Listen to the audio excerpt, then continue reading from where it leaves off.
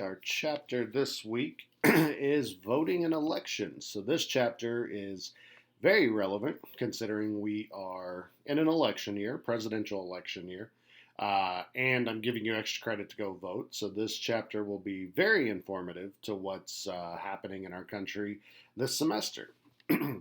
So, when we talk about Texas, Texas has some guidelines established for voter registration, ways you can get registered, all that kind of stuff.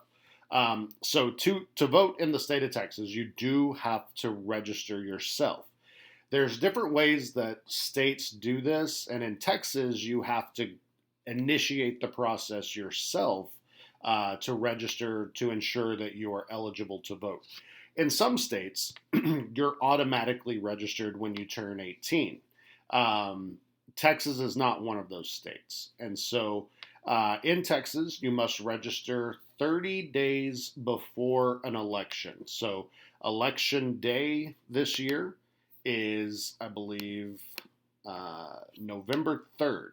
So you have to be registered 30 days prior to November 3rd. So really, October, I wouldn't attempt to register after October 3rd. You have to be a U.S. citizen, a resident of the county where you're voting. So, for some of you, if you happen to be here for school, but you still use your permanent address as your parents' address, then that is where you will be registered. So, that is the county you will register in. If you live here and you use your address here as your permanent address, that is where you will register. So, just look at your county's elections website and it will tell you everything you need to know about that process. You have to be at least 18 years old. You cannot be, so the guidelines say you cannot be mentally handicapped. And typically, how this is interpreted is you cannot be someone who cannot make decisions for themselves because that would open up potential voter fraud if someone was casting a vote for you and things like that. So you have to be at least, competent enough to be able to make decisions for yourself to exercise your right to vote. And you cannot be a convicted felon. Now, if you have been convicted of a felony, you can petition the government to get your right to vote back. There's a whole process for this in the state of Texas. Again, each state is different, but you have to be completely done with your conviction. So you cannot be on probation or parole. You have to have completed that portion of your conviction as well. But once you have served your time, completed parole, all that kind of stuff, you can petition the government to get your right to vote back. In Texas, we also have what's called the motor voter law, which means when you go to renew your driver's license, typically they will ask you, are you registered to vote? And if not, would you like to register to vote at this time? And since they already have all of your information because you're renewing your driver's license, they can register you at that time. But that's typically when you go to the office to renew your driver's license. We in Texas do not have same day registration, so we have to register at least 30 days before the election. Some states will allow people to register the day of the election, register, and then cast their vote. We are not one of those states. Texas is criticized somewhat for not making voting eligibility easier. So by having this 30-day window before the election, people can forget. They can, we're very busy with life, and so people can forget. And then, if you're in that 30-day window, then it's too late. And so this is a criticism because there's nothing about these types of rules in the U.S. Constitution, but the way states conduct their elections, that responsibility is given to the states by the Constitution. So states like Texas that have these kind of, rules have been criticized for not making voting as easy as possible. Now, when we look at after the election, there'll be a lot of statistics that come out about the amount of people who voted and the amount of people who did not vote and things like that.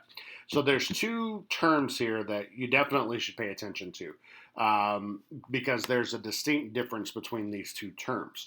The voting age population is everyone who is over the age of 18. So just based on the rules established in the U.S. Constitution, the voting age population, the Constitution, really the only rule that's laid out is, frequency of elections and age and things like that. So everyone over the age of 18 is eligible to vote.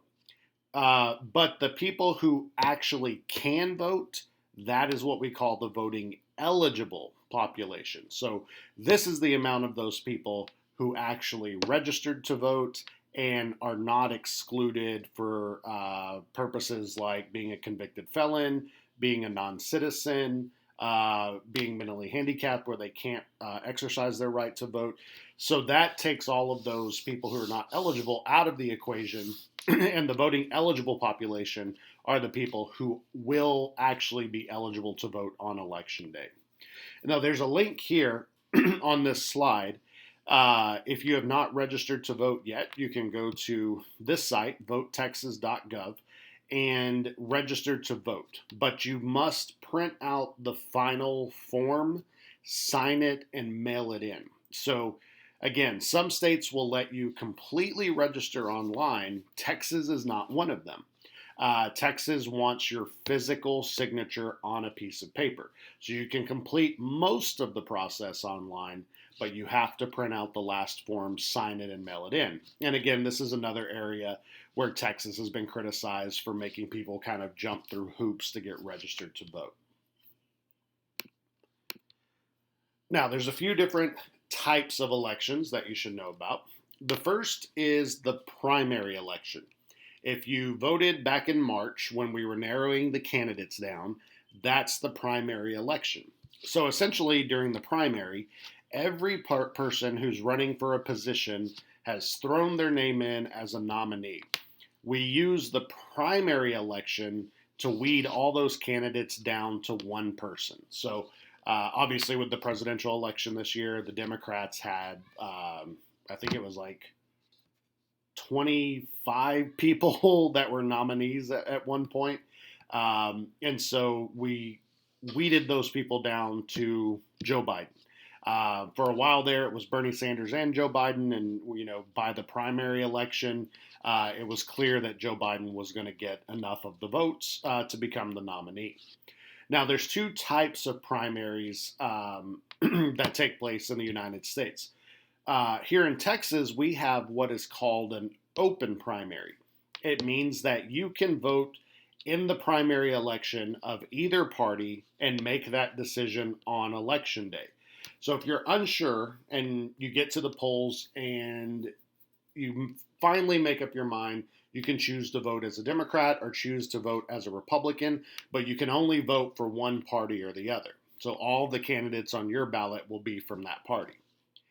A closed primary is where in some states when you register, you will designate yourself as a Republican, a Democrat, or an independent. In a closed primary, you can only vote in the primary for the party which you registered for. So if you registered as a Republican, you can only vote in the Republican primary and vice versa. So there's a couple of different reasons why this is important, and we'll talk about those in a minute. A runoff election is when no candidate gets the majority of the vote and the top two face off in a runoff election. So let's say we have four candidates who are running for mayor. And to get the nomination, you have to get 50% of the vote plus one vote. So that's what we call the majority. So you've gotten the majority of the votes that were cast for that position. Now, if we have four candidates, there's a good chance that no one candidate will get 50% of the vote. So in a runoff election, no one got 50%. So of those four candidates, we dropped the two who got the least amount of votes. have a runoff election, and then in that situation, one of those candidates should get 50% plus one. So it's just to make sure that the candidate who gets the nomination got at least 50% of the vote plus one vote. A special election, they are held in off times when there is a vacancy that needs to be filled. Let's say we have a politician that passed away or resigned or they were removed from office because of impeachment or something like that. A lot of positions are far too important for them to remain empty. So let's say like our attorney general, passed away or had to resign. Well, the Attorney General is a very important political position in any state or at the federal level. We can't afford to let that position stay empty until the next election. So the governor can call a special election just for that office, and then we will vote for candidates to fill that position. Early voting.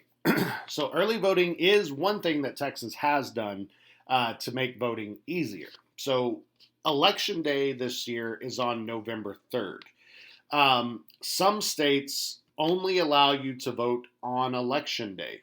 And the Constitution sets out that election day will be on the first Tuesday after the first Monday of November for especially in presidential election years.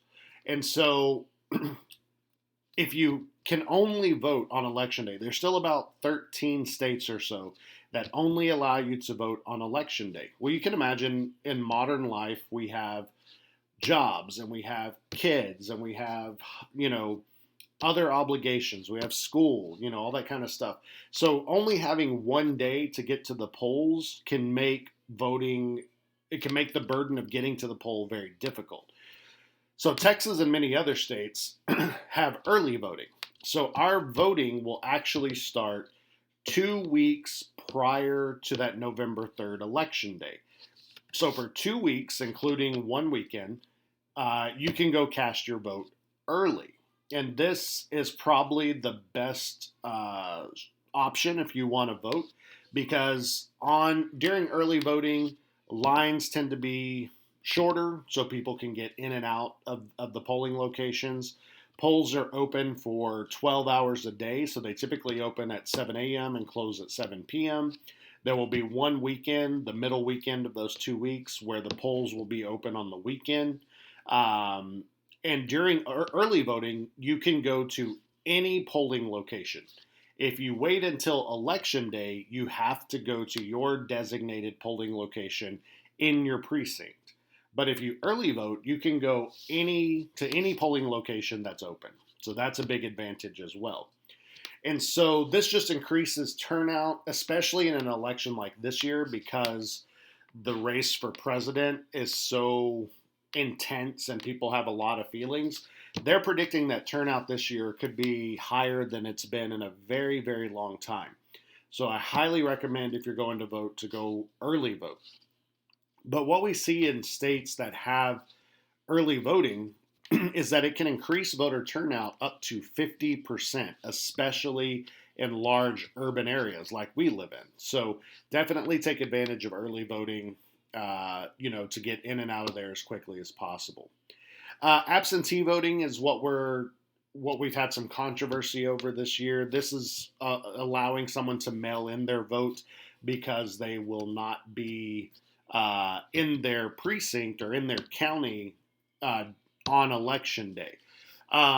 So the controversy this year has been whether we should extend this to people who don't feel safe going to the polls because of COVID.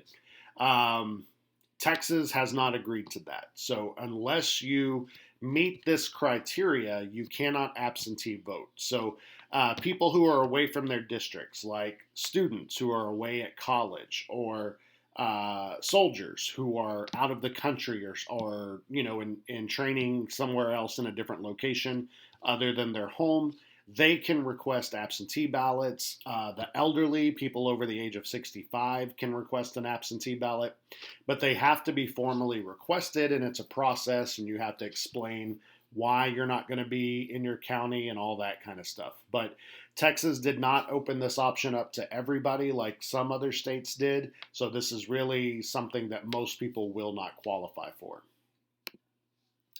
A couple of voting strategies. A lot of people will do what is called straight ticket voting.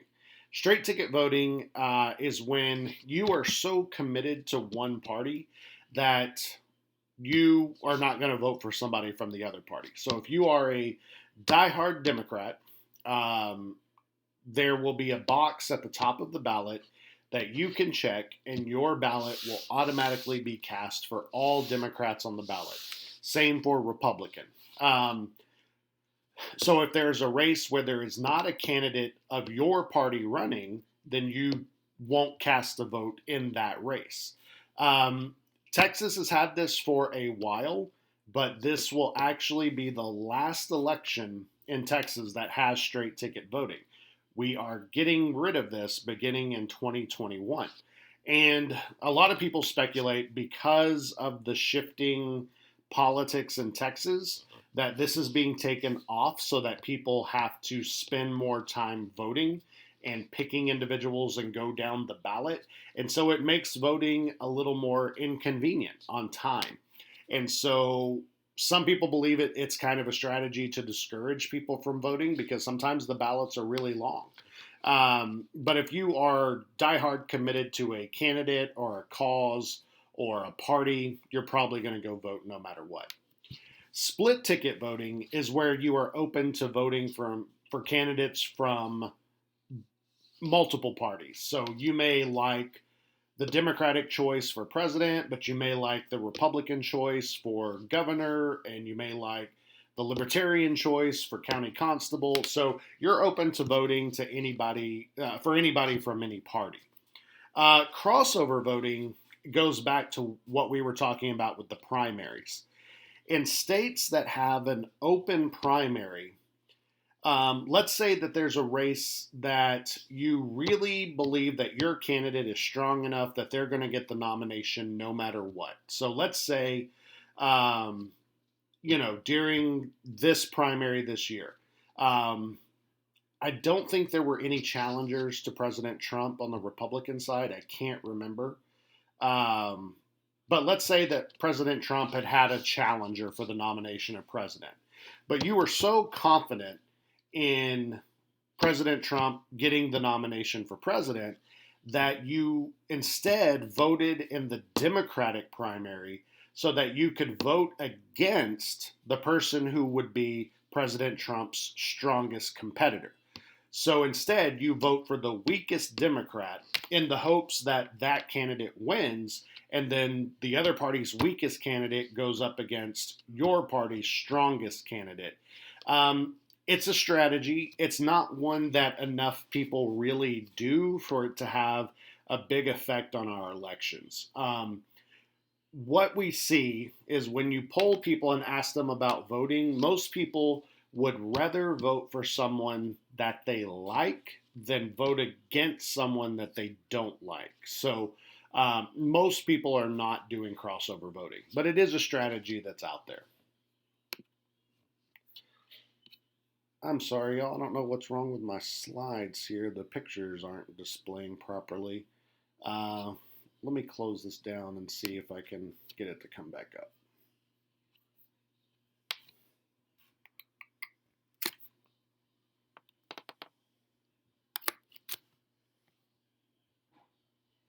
Give me just a second here.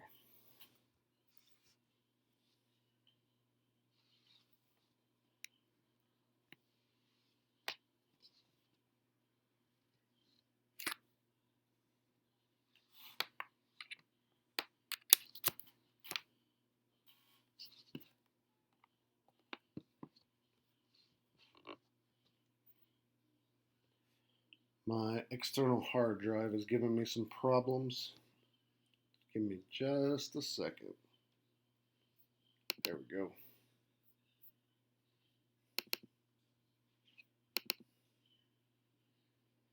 All right. Okay. Election day. So on election day, you do have to vote in your precinct. Um, Neighborhood precincts, counties designate polling locations in each precinct. Typically, they'll be somewhere that can facilitate large numbers of people, whether it's a school, sometimes it might be a rec center, a church, or something like that. But you can go to your county's elections website and look up your polling location. You just put in your address and it'll show you where that is. But that's if you wait until election day, you have to go to that location. There is a push in Texas to open up what are called vote centers. It's kind of like the large centers they open for driver's license renewal. They're talking about opening some of these for voting. That way, if small precinct locations get overcrowded or people can't find their precinct location or they're out and about on election day, they can go to one of these voting centers and it will accommodate more people. And so I think Dallas has one, but I'm not sure that Fort Worth has one. But I think there's talk of us getting one.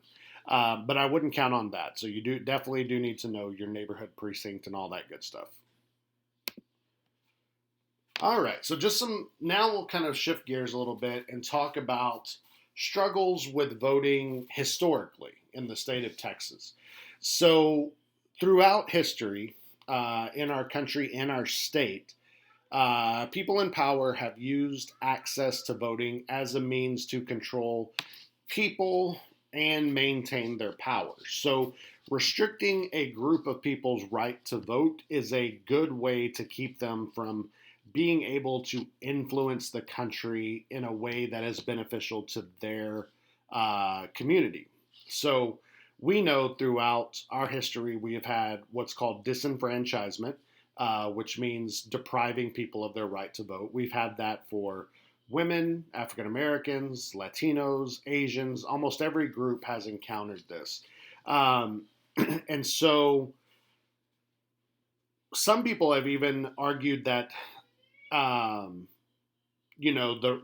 necessity to register and re-register when you move and things like that is a form of disenfranchisement as well. That once we register, we should stay registered for life and that kind of stuff.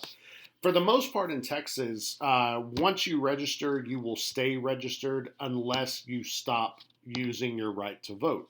So let's say that you registered to vote when you were 18 and you vote in the election this year, but let's say that you don't vote for the next 3-4 election cycles. Periodically, they'll review the rolls of people who are registered to vote and take people off who haven't used their right to vote for several years, and then you may have to re-register. So that process is used, and Georgia was accused of doing this back in 2018, where people wouldn't find out they had been taken off the registration rolls until they got to the poll, and by that time it was too late to register again.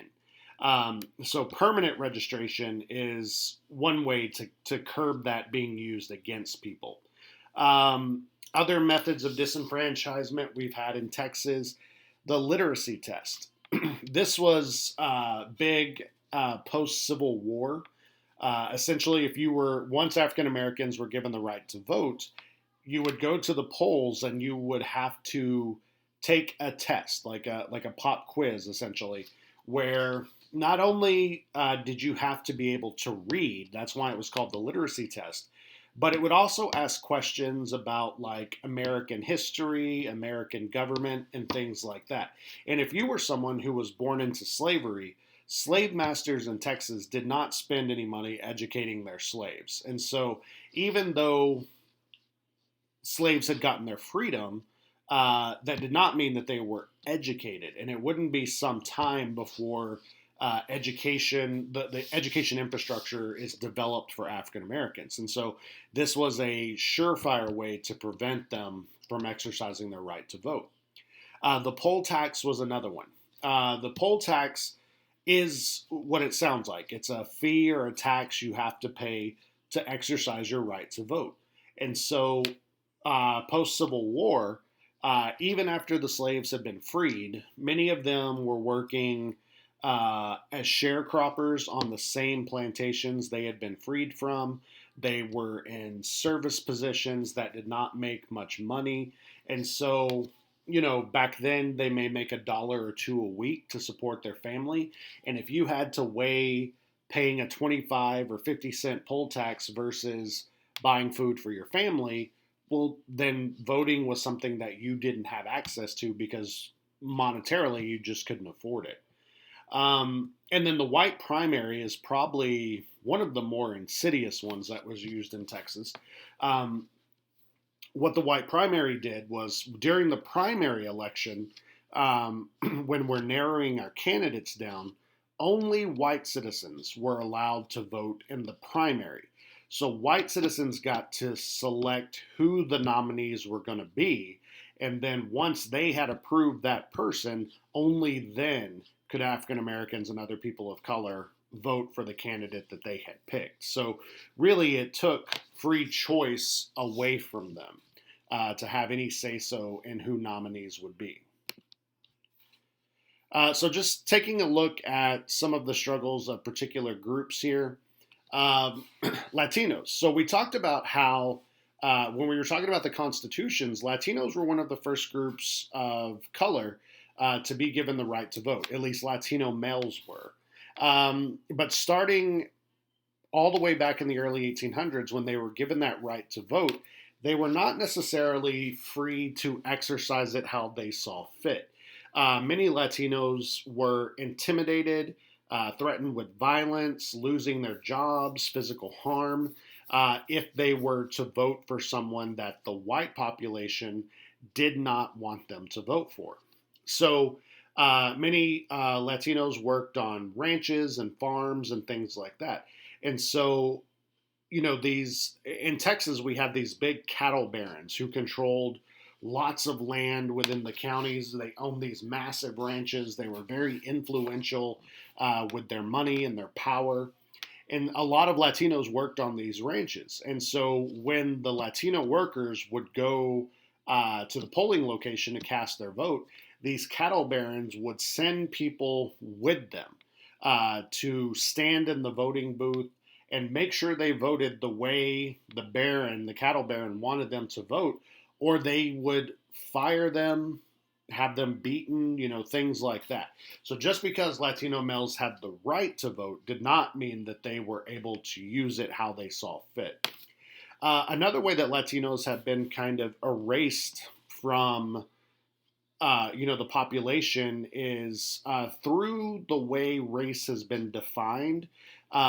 If the census is going on this year, and I hope many of you have completed the census to be counted. But if you're Latino, you probably know this. If you're not Latino, you may not be aware of it. But Hispanic Latino is not considered a race. It is considered an ethnicity. And for a very long time, there was no choice on most government documents to indicate that you were someone who was Hispanic or Latino. And so most Latinos would check white as their race. Many Latinos, if you go back and look at your birth certificates, under race, you were probably categorized as white. And it hasn't been probably in the last 30 years that they added a second question about ethnicity, and the only two choices are Hispanic or non-Hispanic. So really, for the purposes of representation, funding from government and things like that, we've only been counting Latinos for about 20 or 30 years. So it's an interesting way that Latinos were kind of erased as a population. And there's still groups today like people of Arab descent from the Middle East, people of Southeast Asian descent, that don't have a category of their own and are checking white as well. So it's an interesting way that the government kind of manipulates the data that it uses to determine population for our country. It wasn't until the 1960s Kennedy becomes the first presidential candidate to really engage minority voters, both African American and Latino. Kennedy talks about civil rights and wanting to, make progress on civil rights as a president. He campaigns directly to Latinos and African Americans. He wrote letters back and forth with Dr. King about how to get more African Americans voting and things like that. Unfortunately, President Kennedy would not live to see the Civil Rights Act and things like that become law. He would be assassinated in 1963, but he becomes the first president to really, you know, understand the importance of the minority vote in Texas and in the United States. Um, Today, one of the worst things that happens to Latinos is gerrymandering. And we'll talk about gerrymandering more in another chapter. But this is essentially the way that voting districts are drawn to break up the influence of groups and their political power. And so Latinos, like we've said, are quickly becoming. We're already the largest minority group in Texas, but it won't be much longer when Latinos are equal to the white population. But when voting districts are drawn, they can be drawn in such a way that it breaks populations of minority groups up to dilute their power when it comes to influencing government. And we'll talk about that more in another chapter, but this is why. For Latinos and African Americans to have a voice in elections, we really have to turn out in larger and larger numbers because gerrymandering can kind of dilute the influence that people of color have in elections. Um, One thing that is probably at the forefront of voting for a lot of Latinos are immigration issues. Whether you are an immigrant or even if you're second, third, whatever generation, you probably have family that are immigrants or dealing with immigration issues. And so this is a very important issue for Latino voters, and one in this election that Donald Trump has going against him. And so Latinos are not the most, I would say, liberal or progressive group of people, at least older Latinos aren't. But this issue, more than any other one, pushes them more to the side of Democrats because of immigration reform versus the approach that President Trump has taken. So this could be a very decisive issue in this election for Democrats over Republicans in the state of Texas because of the way the Latino population has grown. African Americans. So the 15th Amendment is passed in 1870, which essentially says that the right to vote cannot be denied to African Americans or any race, going forward. And so at first, it's the Republican Party that is advocating for greater African American participation in the election.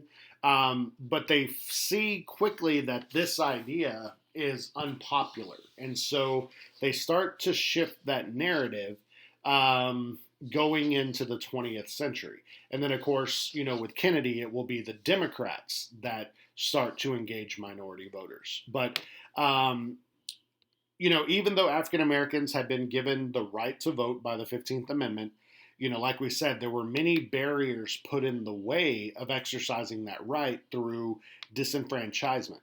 And so the NAACP starts to use the court system to fight these cases of voting discrimination. And especially post World War II, because we have a lot of both African American men and Latino men who served in World War II, and then they come back to a country that is trying to deny them their rights. And so the NAACP very smartly uses the court system to fight against this discrimination. And then by 1964 and 65, we get the Voting Rights Act and the Civil Rights Act that essentially punishes states for denying African Americans and people of color the right to vote. So even though the 15th Amendment gives African Americans the right to vote, it would be almost 100 years before African Americans were free to exercise that right without very much interference. But there's still arguments today that African Americans are unfairly targeted when it comes to gerrymandering, when it comes to purging them from the registered voter rolls and things like that. So this is something really, if you go searching for information on this, you'll come up with modern examples of where African Americans are still targeted to be deprived of their right to vote. The Voting Rights Act, like we said, was passed in 1965, signed into law by Lyndon Johnson, who was a Texan, that prohibited discrimination on the basis of race. Prior to this act, only 29% of African Americans registered to vote. Post the Voting Rights Act, it reached an all time high of somewhere in the 70 to 80% range, but unfortunately has continued to decrease. And that's not just African Americans, that's all groups, because of Vietnam and Watergate and the things that happened in the 70s, there was a lot of distrust in government, which led to less and less people actually exercising their right to vote. But we are starting to see a trend of that going up again, which is definitely the direction we want to see it going. Women. So most people know about the women's suffrage movement. Um, you know, this started earlier than a lot of people assume. There was a movement for women to get the right to vote before the Civil War. Um, Obviously, men opposed women having the right to vote. Many in the 1800s, believed that politics and government was too coarse and crude, and women were so delicate that they could not be exposed to that. That was the general consensus. And so, but even prior to the Civil War, there were women's groups that were pushing for women to get the right to vote. Unfortunately, the Civil War derails that movement for a while, and it won't be until the beginning of the 20th century that it's reinvigorated. Most people know Susan B. Anthony and things like that, and if you take U.S. government, we'll go into that in more detail. But in 1920, so this year is the 100-year anniversary of the 19th Amendment, which gave women the right to vote. And so, what we have seen historically, in most of the country, there is a lean towards women siding more with Democrats over Republicans. But if we look at Texas, that is actually the opposite. And if we break it down by race, it is different from race to race. But in Texas, back when the parties start to shift their affiliations in the 1930s and 40s, women kind of lead that change in Texas. And many Southerners were Democrats prior to the New Deal and prior to World War II, but they start to shift toward being Republican in the 1950s because Republicans start saying that Democrats, believe in socialism and a lot of the things that we still hear today. And so women are scared of this idea of socialism, the influence of socialism, and kind of lead this move of Southern Democrats over to the Republican Party. But like I said, if you look nationwide, the trend is that women tend to lean more towards Democrats. But in Texas specifically, there is still a lean to the right. The ironic part about that, though, is that in Texas, uh, Democrats have encouraged female involvement in politics more than the Republican Party, at least until recently. The only modern day female governor of the state of Texas was a Democrat, Ann Richards. But we have had some notable women hold like the position of senator and things like that. But Democrats have been the party that really started pushing for female involvement in politics much earlier than the Republican Party. Asian Americans. There's a lot of history about the civil rights of Asian Americans that we really don't talk about. And if you take me for U.S. government, we'll talk about this in far more detail. But Asian Americans throughout much of the 19th century and early 20th century are treated as outsiders in American politics. There's a lot of distrust of Asian Americans. World War II, the bombing of Pearl Harbor, we essentially round up Japanese Americans, put them into detainment camps and things like that. The first Asian immigrants that arrive in Texas are Chinese immigrants, and many Chinese immigrants came to the U.S. in the 1800s to help build the railroads. Just like many, just like most immigrants, they came here for opportunity, and there were jobs and things like that, but they were heavily discriminated against. And in 1882, Congress passes the Chinese Exclusion Act, which essentially classified Asians as aliens, whether they were born in the United States or not. So this made them ineligible to become a citizen, and because of that, it made them ineligible to vote. The Chinese Exclusion Act would not be repealed until after World War II in 1943. And so, for, you know, what is that? It's the better part of 80 years. Um, Asian Americans could not become citizens of the United States, even if you were born in this country. And so it really hasn't been until post World War II that Asians have been able to exercise the right to vote. And there's Asian civil rights. The Asian civil rights movement is a very interesting movement to study, but it's one that we don't talk about. We tend to focus just on, when we talk about civil rights, the first thing that pops in everybody's head is African American civil rights. But every minority group in this country has had their struggle, and the struggle of Asians especially is one that we don't talk about quite as much. All right, so going back to some statistics about voting in Texas. So why don't Texans vote? We have one of the highest percentages of people not exercising their right to vote in the entire country.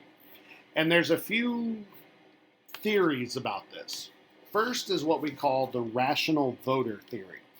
People weigh the cost and benefit of voting, and even though voting is free and the only cost is time, many people do not think it is worth the investment of their time or their effort.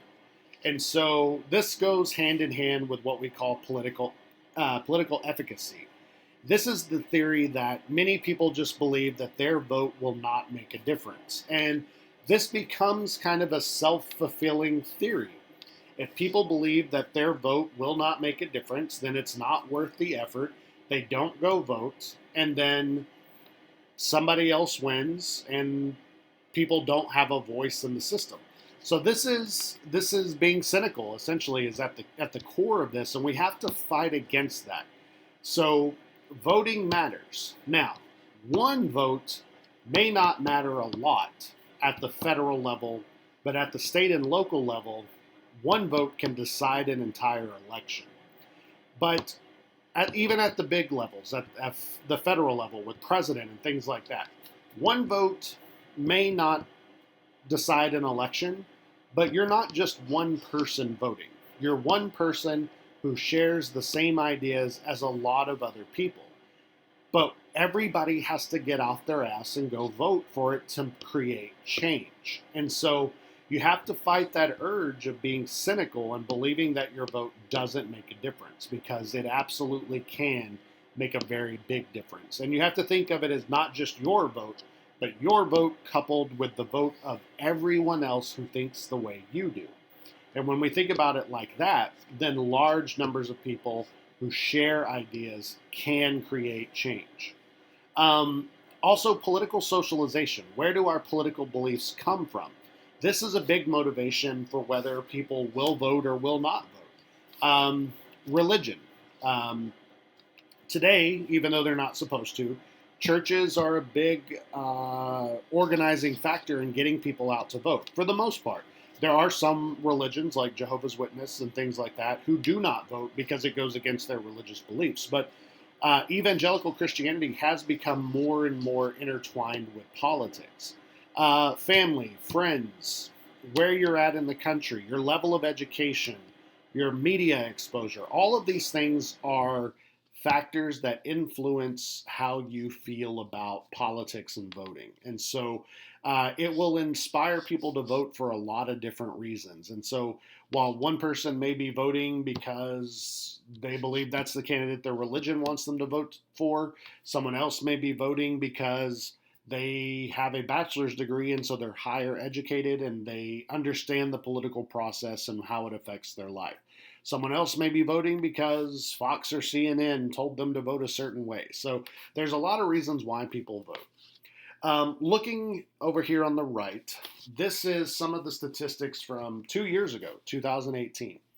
So in the state of Texas, the voting age population, everyone over the age of 18, was 19.3 million. Of those people, only 15.7 million people registered to vote. Of those people, only 8.3 million actually turned out and cast a vote. Republican turnout was at about 1.5 million, Democrat 1 million, slightly over a million. So you look at that general turnout. The rest of the Republican, Democrat, the rest could have been independents, moderates, people who didn't identify as a party. General turnout, though, look at that. 8.3 million people decided elections in the state of Texas, a state that has almost 40 million people in population. So that is a very small percentage of people who are deciding these issues for us. So if you don't want people making decisions for you, you need to get out to vote. So the voting age population, that's almost 20 million people, so half of the population. The rest are people who can't vote because they're underage. But even of that number, we're not getting full registration. But the turnout is quite sad because 8.3 million people are making decisions for almost 40 million. So if you want to be part of that, get out and exercise your right to vote. Now, this is a map of voter turnout. The more red a state is, the lower the voter turnout. So what's the reddest state on that map? Texas. In Texas, only 43% of our population on average is registering to vote or turning out in elections. And that's on the high end. Some elections have far less than that. It just depends on, in presidential election years, usually more people turn out than in, election years where there's no presidential race. Some of it is just due to size, because you can see California and New York are also, has low voter turnout, and that's because we have big populations. So just by nature of that, we'll have high numbers, as well. But if you look at some of these green states, these states make voting quite a bit easier. Like if you look at Washington State and Oregon and places like that, some of those states have mail-in voting for all citizens, or have same-day registration, or things like that make voting as easy as possible. So there's a lot of things that we could do to encourage more voter turnout in the state, but definitely people need to look at this map and see that very few people are making decisions for our state. So how do we increase voter turnout? There's a few ideas that are out there. One, convenience. Allow people to vote by mail. Allow people to register via the internet. Allow people to register on the same day.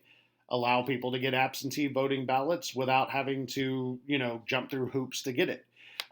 Estimates say this could increase voter turnout up to about 10% in states that have these types of practices. Another one, the Constitution, the U.S. Constitution, establishes the idea of it being on a Tuesday. Now, this made sense in the 1800s. So many people lived in rural areas, on farms and things like that, and so they might have to jump on their horse on Monday and head towards town to go cast their vote, and they might not get there till Tuesday.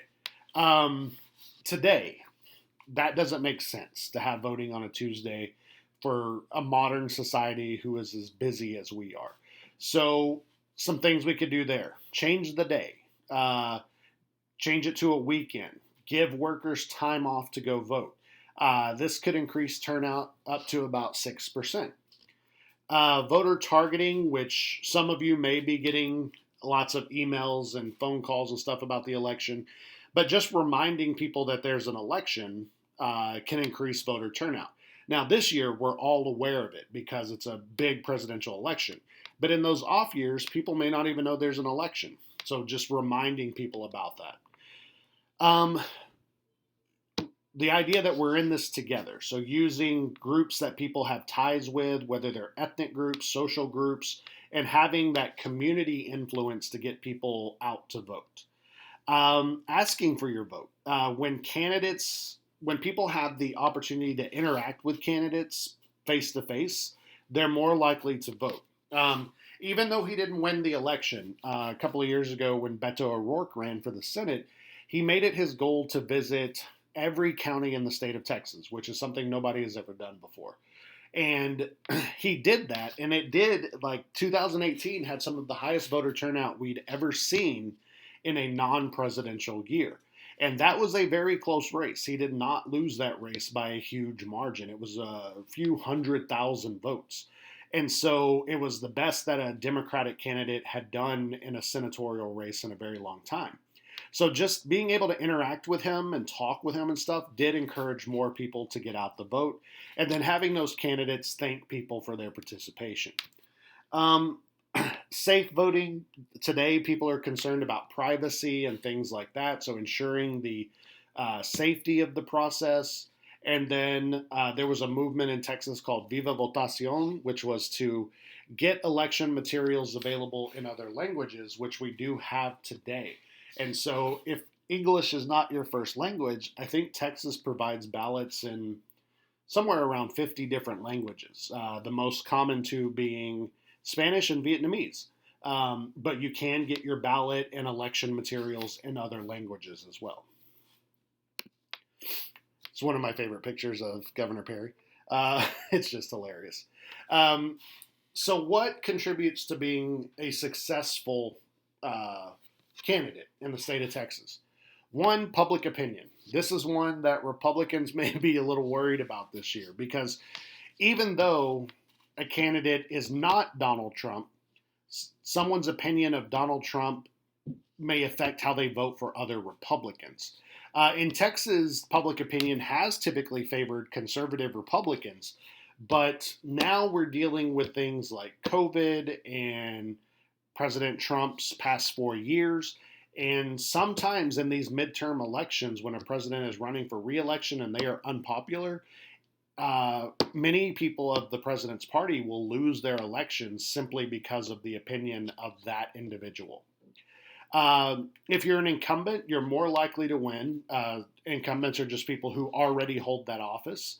Name recognition. You know, sometimes when people go into the polling location, they don't know anything about who they're voting for, but they see a name that they've heard on TV or that they recognize, and sometimes that's enough for people to vote for a particular candidate. Negative campaigns. Here in Texas, we have a lot of campaigns that turn negative. That's just kind of part of our political culture as well. We see that more in Texas than a lot of other states. If you've been paying attention to the election ads and things like that, you've probably seen some very negative campaign ads. Get out the vote. We talked about courting the base. You know, a lot of people talk about Trump's base or this base of Republicans that are going to vote for him and candidates like him no matter what. So some people in this state have been Republican for so long that they're going to vote Republican no matter what. But what is changing in Texas is these national trends. How do people feel about COVID? How do people feel about immigration? These types of things can affect, a state swaying from its traditional political stance and shifting to another because of a big issue that has affected everyone.